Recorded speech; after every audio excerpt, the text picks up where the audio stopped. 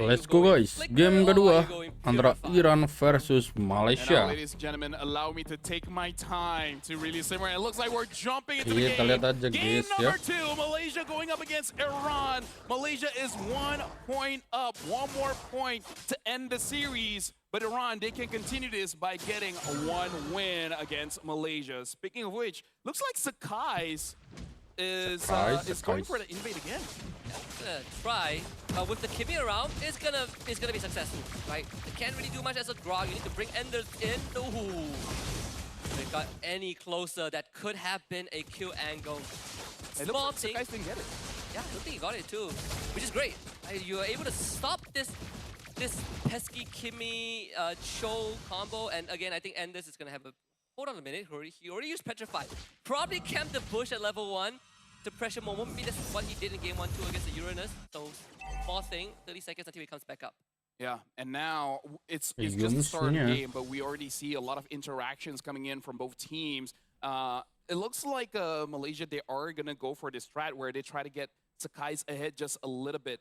And now Runaway, looks like he has completed his boots. The rapid boots able to move around the map and having quite good sustain here. And now they want to go for Runaway. Runaway. And great flicker. Still Sakai sticks onto him. The last take of the Shadow kill, first blood for Sakai. I mean, here's the thing. It's either going to be Runaway or Lucian. I kind of feel like in that situation, Runaway just bite the bullet. Speaking of which, guys, Petrify back up and punish. Great stuff from Iran. Exactly the same thing we saw in game 1. Now, no Petrify. There is the Black Dagger from Lokesa. Very early appraisal grab. But Enders goes to work and the rest of his team is here. They've got to figure out. Great wall. Momo down. Iran with the first turtle of game 2. Something that we can say for sure is that Iran knows how to do first turtle. Yes. Right now we just got to see the continuation, and Lolio got a 1v1 against Philip here. It looks like Stormy was able to save the purple buff by taking it for himself. Sakai's kind of a bad start here for Hayabusa, and looks like Iran is going to make sure that it gets worse. Let's see, Kesa able to get the golem, and Runaway doing a fantastic job at keeping Yums at bay. Now they got to maybe trying to help Philip up in the bottom lane, kind of free him from the pressure. Just a couple of bad trades early on in the early game that allow Dolia to get the kill. Not to mention that Philip is running a Purify, so escaping the Death Sonata from Granger is not the easiest thing to do. Oh, look at this. Sakai's goes in. He actually gets the purple buff. So looks like, hey, you know what? My farm is A-OK. And I would say he's not that punished so far because, again, going up against Frederick, not the fastest of farmers. So, not that bad. And they know he used Furious Dive. And that's what we talked about, right? Tracking the abilities of your opponents. A freebie delivered to Momo in the XP lane. And that frees it up for Malaysia as well. And definitely feeling the sting a little bit.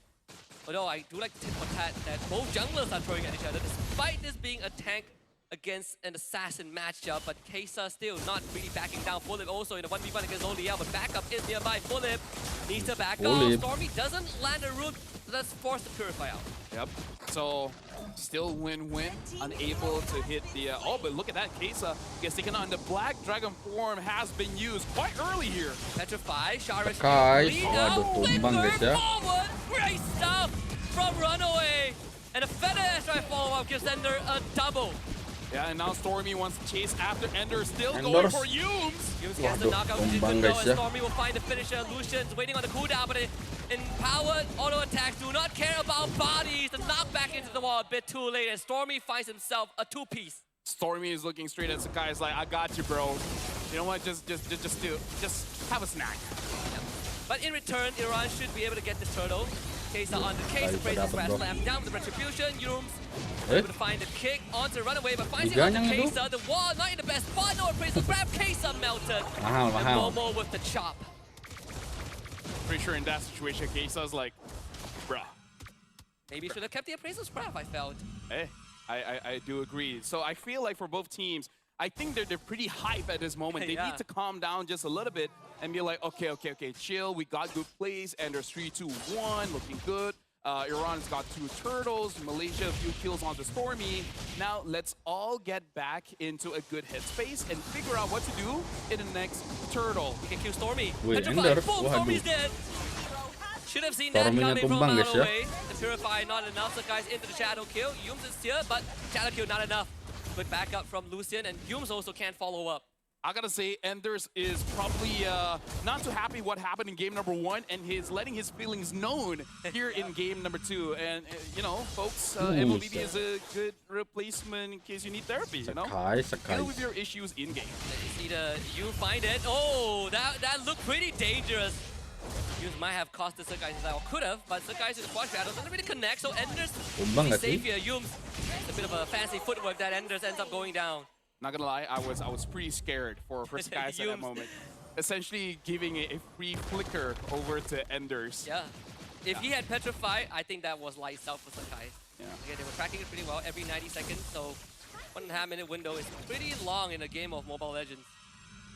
So now we can see Loliel does have the Sky Piercer and now the Hunter Strike as well. Yums is distracting the team of Iran, but now we got to look at the turtle here. Ender still does not have the Black Dragon form. If Iran can wait it out, they have a good shot of actually winning a team fight. And you know, just a suggestion: kill Stormy, and then you're looking pretty good. I think they also sort of saw the possibility of what they could do with the Grok. Right? Like Runaway has just one nasty flicker, tectonic charge. Let's see. So far, 2 out of 2 turtles for Iran. Performance out onto Enders. Fulip. To jump onto Momo, so guys looking for a way in. That's 3 out of 3 turtles for Iran. Takes out with the secure. And a kill for Fulip. Great disengage from Malaysia, but Iran wins that fight. A little bit too early coming in from Sakai, and we saw Runaway was prepared in case if he stands around, he used the tectonic charge. Unable to get him, but still a good attempt. Iran definitely much better compared to game number 2, looking more composed. At the same time, quite aggressive. Enders. Enders again, trying to slow him down. Yum. Kick, but great furious dive. Enders finds his way out. K-Side is here, but they don't really have the damage to finish off Yum. Not too big of a deal. We see the transition to the bottom lane. Fulip can't get Sakai. And Runaway forced to run away. Yeah, unsure what happened there, but it looked pretty close.